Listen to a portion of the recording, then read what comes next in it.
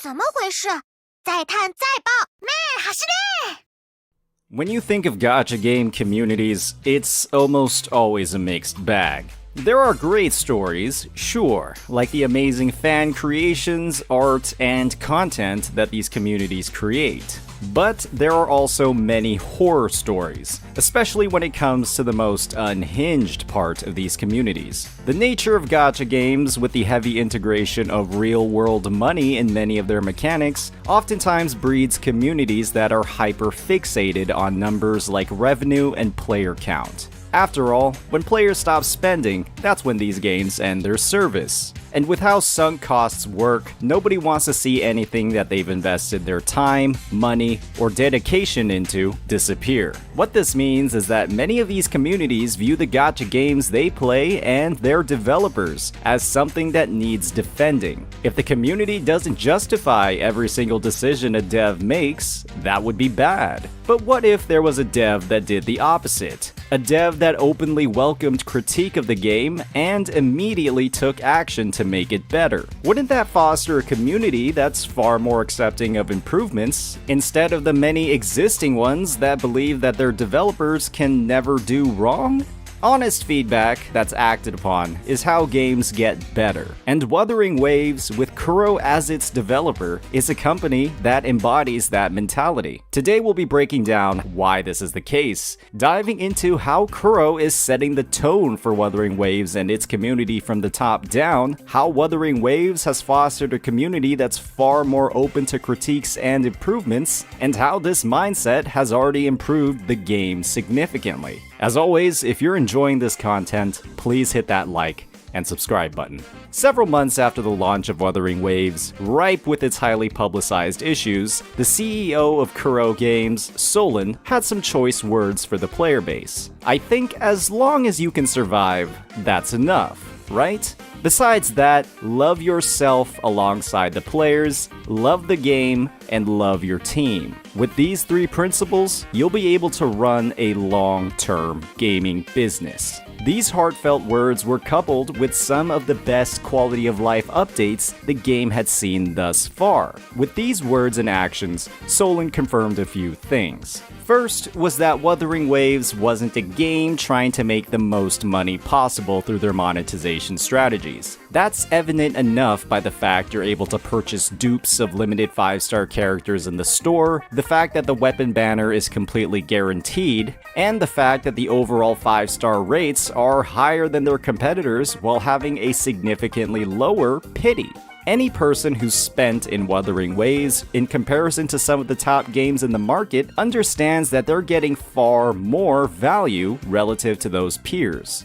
Second was that Wuthering Waves players knew that Kuro acknowledged and would actually listen to their complaints. Incredible acts of compensation like the massive number of pulls and free standard characters for the launch troubles had players feeling like their complaints were being heard. And what that meant was that these complaints were actually worth making and weren't being sent into a black hole, much like those made in other games. When Kuro led the industry with these sweeping updates to improve the overall experience for players, and actual industry leaders had to follow in their footsteps, this only further reinforced a constructive mindset across the community when it came to their suggestions to improve the game. Other communities were seeing how Kuro raised the bar, and were demanding the same for their games. All of that toxic positivity, bred through years of Hoyoverse games leading the market, is slowly disappearing, and the end result is that gacha games as a whole are becoming a much better experience for all players. However, this wasn't the case very early on in Wuthering Waves' release. Gacha tribalism and that very same sense of toxic positivity was very strong back in those days. And what this meant was that a huge number of content creators and players who had critiques for Wuthering Waves were facing the same kind of backlash that we had seen in prior gacha titles.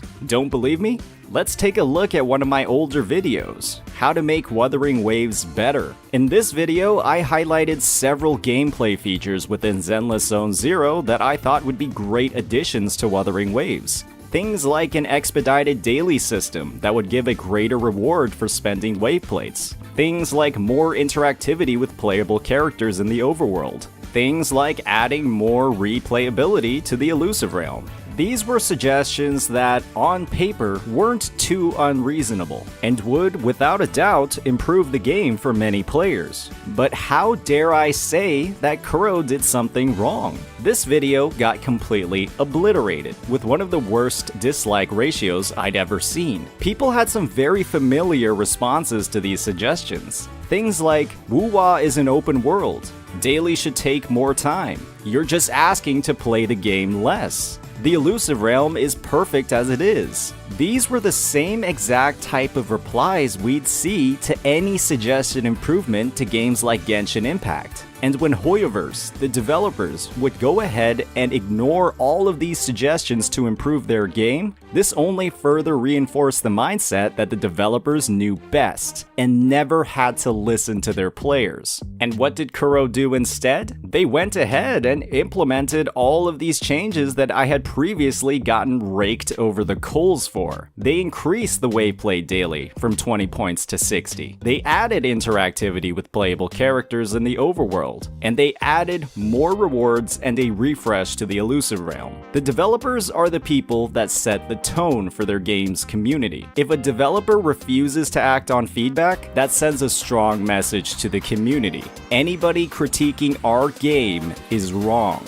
And that drives the mindset across its players that there is something wrong with people who don't like everything about the game, and that's toxic positivity. By implementing so many changes and updates this early on in the game's lifecycle, Kuro has effectively opened the door to a far healthier community dynamic where players and content creators aren't afraid to point out when something is bad or needs improvement. When content creators were running the risk of losing their communities or viewership for having any negative opinion about the game, that heavily influences the content that they create as well. In Wuthering Waves, that fear has been quelled, and it couldn't have happened without the actions of the developers. And now this one developer, Kuro Games, they're bringing this mindset of constructive feedback over to games that have had millions, if not billions more in budget, a much larger player base, and far more years of developer experience. Kuro Games has set the benchmark when it comes to a developer interacting with their community, and now the Wuthering Waves community is easily the strongest it's ever been.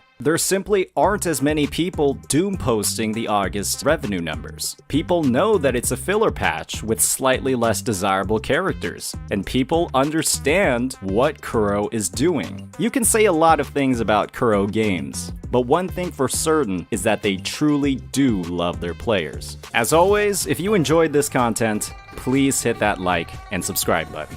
Peace out.